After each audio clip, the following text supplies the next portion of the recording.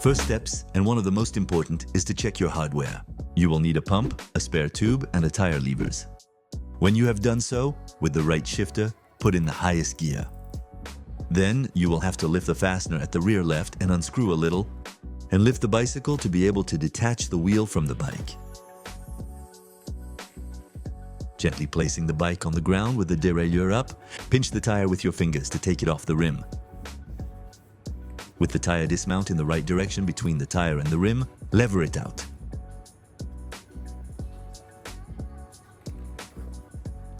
When this step is done, you will need to unscrew and remove the ring like this.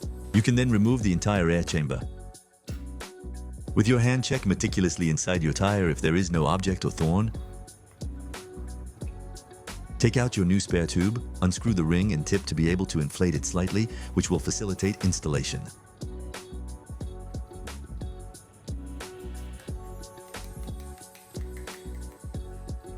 Put the valve in the hole and screw on the clamping ring. Be careful to put the air chamber on the side where the tire is out of the rim. Pinch the tire to reinsert inside the rim until it becomes too difficult. At this point, take the tire dismount and do the reverse action.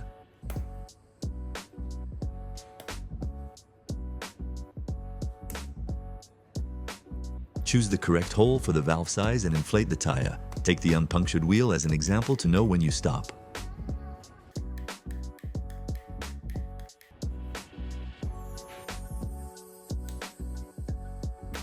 Do not forget to screw on the valve tip and you are ready to replace the wheel.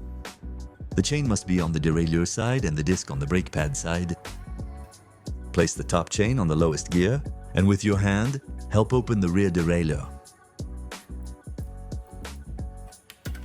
At the same time, aim so that the disc is between the two brake pads. Now screw the quick release side with one hand. Hold the nut piece on the other side of the wheel with the other hand. Close the fastener and make sure it is firm. If it is too soft, reopen and tighten again. And before leaving, always do a brake test.